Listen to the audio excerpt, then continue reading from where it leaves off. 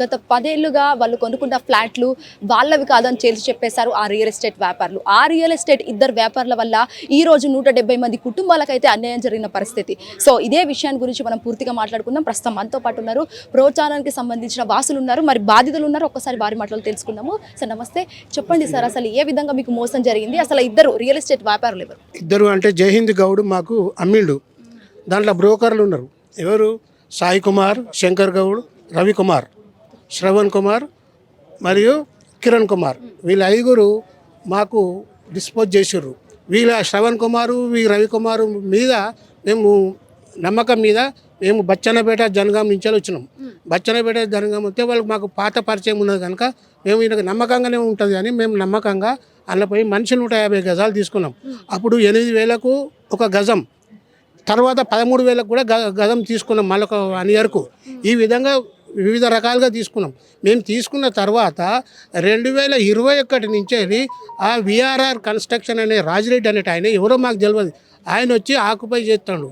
అంటే మేము 2017లో తీసుకున్నాం. ఈ 3 ఏళ్ళు ఏం చేసినావు, 4 ఏళ్ళు ఏం చేసినావు? అప్పుడు ఎంత ఉంది ఒక ఫ్లాట్?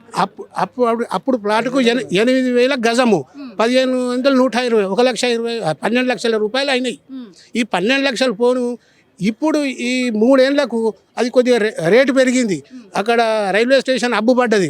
దానివల్ల రేటు పెరిగి వాళ్ళు ఏం కుమ్ముక్కైనరు, రాజిరెడ్డి ఈ జయహింద్ గౌడ్ కుమ్ముక్కై ఒకరికి ఒకరు ఎదురుగా రారు. మామూలను చేసుకుంటా నేను చూస్తా అని వాడంటాడు, వీడు చెప్పుకుంటారు నేను తీ అని ఒకరి సాటికి ఒకటి మామూలను బెదిరించుడు. అంటే ఎన్ని రోజులు అవుతుంది ఇదంతా? ఇట్లా 4 ఏళ్ళ మీద 5 ఏళ్ళు అయింది. ఇప్పటికి 5 ఏళ్ళు అయింది. అంటే ఈ పంచాయతీ మొదలై అంతకుముందు 2-3 ఏళ్ళు మేము మొదలై తీసుకున్నాం కదా మేడం. ఈ విధంగా జరిగి మమ్మల్ని ఇబ్బంది పెడతారు. పోలీస్ స్టేషన్ పోవాలంటే కీసరకు పోయినాం, 2-3 సార్లు బయటించినాం, ఆడ ధర్నా చేసినాం, అక్కడ ఇక్కడ పెట్టి మేము కోర్టు నుంచి తీసుకొస్తామని ఇక జరుపుతా ఉన్నాడు. పోయినప్పుడల్లా ఏదో మా ముచ్చడి పోలీస్ అధికారులు అప్పుడు మిమ్మల్ని పట్టించుకోలేదు. అక్కడ మేము చూసి చేస్తామన్నారు కానీ వాళ్ళు కూడా ఏమో పట్టించుకోలేదు. చివరకు ఇదివరకు ఒకసారి వచ్చి ఇక్కడ సిపి గారికి కూడా ఇచ్చిపోయినాం మేము ఉండాలి 1 ఇయర్ కిందట. అక్కడ కూడా మళ్ళీ ఏం జరగలేదు. ఇప్పుడు మహంత్ గారు అనే సార్ వచ్చి స్ట్రిక్ట్ ఆఫీసర్ ఉన్నాడు కనుక మాకు న్యాయం జరుగుతుంది అని తప్పనిసరిగా కోర్టు ఆర్డర్ను తీసుకొని కోర్టు ఆర్డర్ ప్రకారంగా సార్కి వచ్చి ఇచ్చినాం. ఎందుకంటే అన్న ఇది మీరు చెప్పండి, ఇన్ని రోజుల నుంచి ఇష్యూ జరుగుతుంది, మరి అప్పుడు అడ్వకేట్ని కానీ ఎవరినైనా పెట్టుకున్నారు? అంటే మేము మాకు అమ్మినటువంటి జయహింద్ గౌడ్ని నమ్మటం జరిగింది. అదే ఇవాళ కాకపోతే రేపు చేస్తాడు కావచ్చు, రాజిరెడ్డి తోటి మాట్లాడతాడు కావచ్చు, మా కన్స్ట్రక్షన్ మేము కట్టుకుంటాము, మాకు పర్మిషన్ ఇప్పియండి అని పోతే చేస్తా అవుతుంది డెఫినెట్గా, అందులో ఏం తప్పు జరగలేదు, నేనే పట్టేదారిని, నాకు రైట్స్ ఉన్నాయి, ఆయన ఏదో ఫేక్ డాక్యుమెంట్స్ సృష్టించి వస్తూ ఉన్నాడు, అది ఏం కాదు మీరు భయపడకండి మీకు చేస్తామని చెప్పి 5 సంవత్సరాల నుంచి గడుపుతా ఉన్నాడు. అంటే ఈ వెంచర్కి సంబంధించి ఎవరు యజమాని? జయహింద్ గౌడ్ దగ్గర నుంచి కొన్నాం మేము. 2019లో రిజిస్ట్రేషన్ అయింది. ఆల్మోస్ట్ మేము ఒక 170లో మేము అంతా ఆల్మోస్ట్ ఎంత గ్రౌండ్ వర్క్ చేసి 6 ఇయర్స్ నుంచి అందరినీ కొలెక్ట్ చేసాం మేము. ఎవరిని ప్రతి ఓనర్ దగ్గర రీచ్ అయ్యేసి వాళ్ళ దగ్గర మళ్ళీ ఇంకా కాంపెన్సేషన్గా అందరం 20,000 30,000 వేసుకొని కూడా మేము ఖర్చులు కూడా మేము కంచేసేసి అది వేస్తే కూడా మళ్ళీ నెక్స్ట్ డే వచ్చేసి కూలగొట్టాడు. అక్కడ కెమెరాస్ పెట్టాం మేము, మా డబ్బులతో కెమెరాస్ పెట్టేసి ఒక మానిటర్ని పెట్టాం. వాళ్ళే జయహింద్ గౌడ్ వాళ్ళు, రాజారెడ్డి వాళ్ళు ఇద్దరిలో ఎవరు చేశారనేది క్లారిటీ లేదు మాకు. ఇంకోటి దీంట్లో అందరం ఎంప్లాయీస్ అండి. మాక్సిమం మేము అందరు పర్సనల్ లోన్ తీసుకొని పెట్టాం. మేము పర్సనల్ లోన్ తీసుకున్నాం, ఒక్కోటి 5 years. మళ్ళీ దాని మీద ఆ లోన్స్ కడుతున్నాం. ఇప్పుడు బ్యాంక్ వాళ్ళకి వెళ్ళి మేము ఇది ఇష్యూ పెట్టి చెప్పామనుకో, దట్స్ మా ప్రాబ్లం కాదండి, అది మీ ప్రాబ్లం. మీరు డిఫాల్టర్ అయితే మీ సిబిల్ హిస్టరీ అవుతుంటే డిఫాల్ట్ అవ్వండి, అది మా చేతిలో ఏం లేదు. మీరు అది మేము లోన్ ఇచ్చాం బేస్డ్ ఆన్ యువర్ రిక్వైర్మెంట్ బట్టి. మేము ఇన్ కేస్ మేము కొనే ముందు కూడా మేము లాయర్ దగ్గర మేము బ్యాక్గ్రౌండ్ చెక్ చేసి కూడా అంతా క్లియర్ ఉంది. వి సర్ప్రైజ్డ్ ఆఫ్టర్ 2019. కొందరు రీసేల్ కూడా లక్కీగా కొందరు రీసేల్ కూడా చేయాలి. మాకు రీసేల్ 13,000 14,000 వస్తే కూడా విడిన్ సెల్ దట్. ఎందుకంటే మాకు ఇన్ఫోసిస్లో నాకు ఆఫర్ వచ్చినప్పుడు నేను అక్కడ ఇల్లు కట్టుకుందామని మా ఫ్రెండ్ నేను కొలీగ్స్ మేము ఇద్దరం అక్కడ మేము పర్మిషన్కి వెళ్తే అప్పుడు అవన్నీ బయటపడ్డాయండి. 2022 వరకు ఏ ఒక్క ఇష్యూ లేదు మేడం. 2022లో మేము గ్రౌండ్ వర్క్ చేసి అండర్ రోడ్లు వేసి డ్రైనేజ్ చేసిన తర్వాత మున్సిపాలిటీగా కన్వర్ట్ అయిన తర్వాత ఇమీడియట్గా రేట్స్ హైక్ అయ్యే వరకు జయహింద్ గౌడ్, రాజిరెడ్డి ఇద్దరు కొలైడ్ అయ్యి ఈ ప్లాన్ చేస్తున్నారు. ఇంతవరకు ఆయన జయహింద్ గౌడ్ దగ్గర పోతే ఇది ఇప్పుడు తెగేదా, కోర్టులో కేసు వేసినాం కదా, కోర్టులో కేసు వేసినప్పుడు తెగినప్పుడు రాండి మీ కేసు మీరు నడిపిస్తాం. ఇప్పటివరకు ఎన్ని కంప్లైంట్స్ ఇచ్చారు? సార్ మేము నంబర్ ఆఫ్ ఇచ్చాము 2019 నుంచి చాలా అయింది. 2020లో విక్టిమ్ కూడా జయంత్ గౌడ్ ఇంతవరకు ఆయన పైన యాక్షన్ లేదు. రాజిరెడ్డి పైన బోలెడు కేసులు ఉన్నాయి, ఆయన పైన యాక్షన్ లేదు.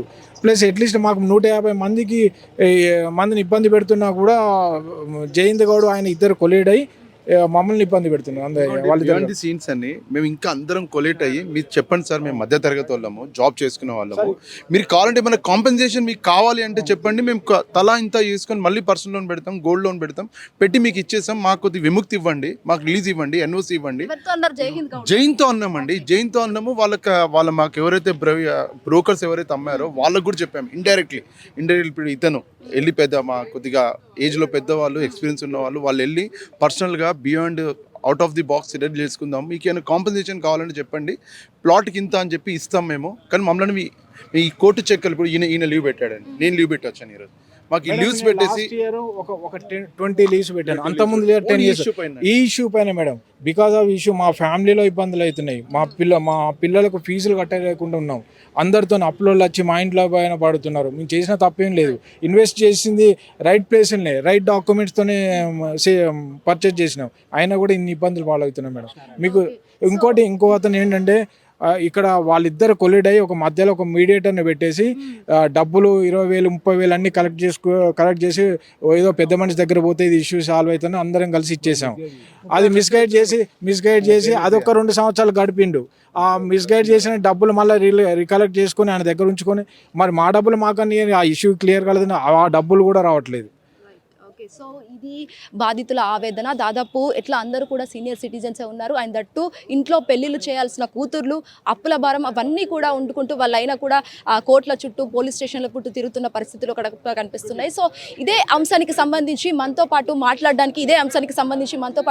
మాట్లాడడానికి ఉన్నారు ప్రముఖ హైకోర్టు అడ్వకేట్ మరియు సోకాల్డ్ పొలిటీషియన్ సుంకర గారు ఉన్నారు. ఒక్కసారి వారి మాటల్లో అడిగి తెలుసుకుందాం. సార్ ఏంటి సార్ అసలు ఇష్యూ? దాదాపు ఇద్దరు, ఇటు జైహింద్ గౌడ్ మరియు లోకేష్ గౌడ్లకు సంబంధించి అసలు A1 గా ఎవరున్నారు, A2 గా ఎవరున్నారు, అసలు ఏంటి?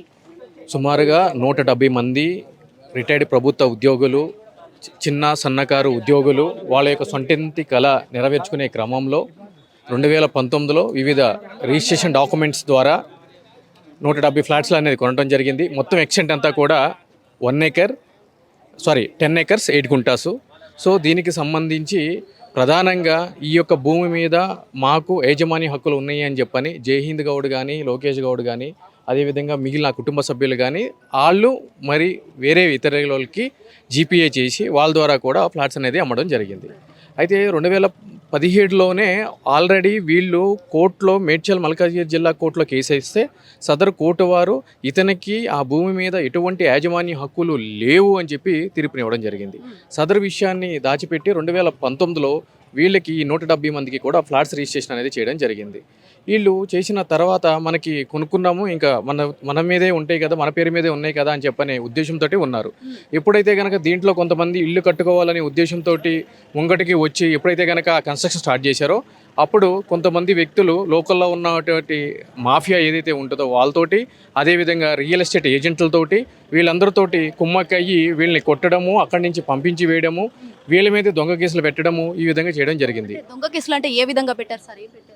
ఏమని పెట్టారు అని అంటే కనుక వీళ్ళకి ఎటువంటి హక్కు లేకుండా ఈ స్థలంలోకి ప్రవేశిస్తున్నారు అని చెప్పి ట్రెస్పాస్ కేసులు, అదేవిధంగా వాళ్ళే ఈ సదరు బాధితుల మీద దాడి చేసి ఈ బాధితులందరూ వాళ్ళ మీద దాడి చేసినట్టు ఇటువంటి తప్పుడు కేసులు అనేవి పెట్టడం జరిగింది సదరు పోలీసులు వాళ్ళందరినీ కూడా మేనేజ్ చేసి. సో ఈ యొక్క విషయం మీద వీళ్ళు అందరి దృష్టికి తీసుకెళ్లడం జరిగింది. రాజకీయ నాయకులు అనుకోవచ్చు, పోలీస్ అధికారులు అనుకోవచ్చు, ఎవరైతే గనక ఈ యొక్క సమస్య రిజాల్వ్ అవుతుంది అని అనుకున్నారు. కానీ ఎవరూ కూడా వీళ్ళ యొక్క బాధను వినిపించుకునే పరిస్థితుల్లో లేరు. దాని తర్వాత నా దగ్గరికి వచ్చిన తర్వాత నేను ఎలా అప్రోచ్ అయ్యారు? ఎగ్జాక్ట్లీ. సో వీళ్ళు ఈ యొక్క ప్లాట్ల సమస్యల గురించి ప్రతి ఒక్క నాయకుడి దగ్గరికి, ప్రతి ఒక్క వాళ్ళ దగ్గరికి తిరుగుతున్న క్రమంలో నా గురించి తెలుసుకుని నా దగ్గరికి రావడం జరిగింది. ఎందుకు రావడం జరిగింది, ఎలా రావడం జరిగింది అని అంటే కనుక మీ అందరికీ తెలిసిన విషయమే, సాహితీ ఇన్ఫ్రాటెక్ స్కామ్ అనేది మీ అందరికీ తెలిసిన విషయం. 3,000 కోట్ల బోదాటి లక్ష్మీనారాయణ అది సింగిల్ హ్యాండ్ తోటి నేను డీల్ చేసిన విధానం ప్రతి ఒక్కరికి తెలుసు. దాని తర్వాత జయ ఇన్ఫ్రాటెక్ యొక్క విషయాన్ని కూడా హ్యాండిల్ చేసిన విధానం కూడా ప్రతి ఒక్కరికి తెలుసు. అదేవిధంగా టొయోటా షోరూమ్కి సంబంధించిన స్కామ్ కూడా ఏ విధంగా హ్యాండిల్ చేసామో ఏంటి అనేది ప్రతి ఒక్కరికి తెలుసు. కాబట్టి ఈ విధంగా ఇటువంటి మ్యాసివ్ విక్టిమ్స్ ఎవరైతే ఉన్నారో, అదేవిధంగా కోట్ల రూపాయల ట్రాన్సాక్షన్ జరిగేటువంటి ఇష్యూస్ ఏవైతే ఉన్నాయో దీంట్లో సమగ్రంగా న్యాయం జరిగే విధంగా వీళ్ళని ఒక ప్రాపర్ వేలో డైరెక్ట్ చేసే విధంగా నేను చేస్తానని చెప్పని నా దగ్గరికి రావడం జరిగింది. దీనికి సంబంధించి మేము వీళ్ళతోటి స్టేషన్లో కూడా కంప్లైంట్స్ ఇప్పించడం జరిగింది, వాళ్ళు ఉంటున్నటువంటి సదరు పోలీస్ స్టేషన్లతోటి. అంటే సార్ ఇక్కడ మీరు ఈ కేసుని టేకప్ చేశారు, బట్ అంటే ఎన్ని రోజులకు సాల్వ్ అవుతుంది అనుకుంటున్నారు దాదాపు? నెక్స్ట్ ఇక్కడ బీయింగ్ ఎన్ అడ్వకేట్గా వీళ్ళు నా దగ్గరకు వచ్చినప్పుడు లీగల్గా వీళ్ళని ఎడ్యుకేట్ చేసి వీళ్ళకున్న రైట్స్ ఏ విధంగా ఉన్నాయి, ఏ ఫోరమ్స్ని ఏ విధంగా అప్రోచ్ అవ్వాలి అని చెప్పేటువంటి బాధ్యత నాది. ఆ విధంగా వీళ్ళని గైడ్ చేయడం జరిగింది. అదేవిధంగా పోలీస్ స్టేషన్లో కంప్లైంట్లు ఇవ్వడం జరిగింది వీళ్ళు మోసపోయారు అనే విషయాన్ని. దాని మీద ఎటువంటి యాక్షన్ లేకపోతే కనుక హైకోర్టులో 35 కేసులు రిట్ పిటిషన్స్ వేసి సంబంధించిన పోలీస్ స్టేషన్లకి డైరెక్షన్ కూడా తీసుకోవడం జరిగింది. సదరు నిందితులందరి మీద కూడా కేసులు రిజిస్టర్ చేయమని చెప్పని. ఇక్కడ వరకు మా పాత్ర అనేది ఉంటుంది. దీని తర్వాత ఏం జరుగుతుంది అని అంటే కనుక దీని మీద సమగ్ర దర్యాప్తు జరపాల్సినటువంటి బాధ్యత ఎవరి మీద ఉంటుంది అంటే కనుక ఎన్ఫోర్స్మెంట్ ఏజెన్సీస్ మీద ఉంటుంది. అది పోలీసులు కావచ్చు, సిబిఐ కావచ్చు, ఈడీ కావచ్చు, అంటే సంబంధించిన విభాగాలు ఏవైతే ఉంటాయో అవి ఒక ప్రాపర్ ఇన్వెస్టిగేషన్ జరిపి నిందితుల్ని గుర్తించి నేరాభియోగ పత్రాలు దాఖలు చేసి వాళ్ళకి కఠినమైన శిక్షలు పడే విధంగా చేసి అదేవిధంగా ఈ భూములు ఏవైతే ఉన్నాయో ఇవి ప్రభుత్వమే టేక్ ఓవర్ చేసుకుని ఈ బాధితులకు పంచిపెట్టే విధంగా కోర్టులో పిటిషన్స్ వేసి తదనుగుణంగా వీళ్ళందరికీ కూడా పంచవలసిన బాధ్యత ప్రభుత్వం మీద ఉంటుంది. సో ఫైనల్గా సార్ రియల్ ఎస్టేట్లో ఇవన్నీ అసలు కామన్ అయినా ఇలాంటి ఇష్యూస్? రియల్ ఎస్టేట్లో కామన్ అనే విధంగా ఈరోజు తయారైపోయిందండి సమాజం. ఎందుకు అని అంటే కనుక ఈరోజు సొంతింటి కళ అనేది ఎవరికి ఉంటుంది, బడాబాబులకు ఉండదు. ఎందుకు అని అంటే కనుక వాళ్ళు ఎప్పుడూ కూడా పై అంతస్తులో నిలబడి ఉంటారు, ఆకాశంలో ఉంటారు, కింద వాళ్ళకి కనిపించదు. ఈ సొంతింటి కళ అనేది సామాన్యులకి, ప్రభుత్వ ఉద్యోగులకి, రిటైర్డ్ ఉద్యోగులకి వీళ్ళకి మాత్రమే ఉంటుంది. వీళ్ళ యొక్క సొంతింటి కళ అనేటువంటి దాన్ని వాళ్ళు ఆసరాగా చేసుకొని ఆ సదరు డబ్బుల్ని ఎటువంటి టైటిల్స్ లేకుండా అమ్ముకుని వాళ్ళు ధనవంతులయ్యి వాటితోటి రాజకీయ నాయకులకి ఫండింగ్లు చేసి వాళ్ళకి కావాల్సిన ప్రభుత్వాన్ని నెలకొల్పడము, రాజకీయ నాయకులు గెలిపించుకోవడము, వాళ్ళ దగ్గరికి ఎవరన్నా వెళ్తే కనుక వాళ్ళతోటి దాడులు చేసే విధంగా, అదేవిధంగా వీళ్ళు ఫిర్యాదులు చేస్తే కనుక దాని మీద ఎటువంటి యాక్షన్ లేకుండా నిందితులు కాపాడే విధంగా చేయడం జరుగుతుంది. సో ఆ విధంగా ఈరోజు సమాజం అనేది తయారైపోయింది. సో కాబట్టి వీళ్ళందరూ కూడా ఈరోజు గౌరవ కమిషనర్ ఆఫ్ పోలీస్ మల్కాజిగిరి వారి దగ్గరికి వచ్చి వాళ్ళ యొక్క రిప్రజెంటేషన్ అనేది ఇవ్వడం జరిగింది.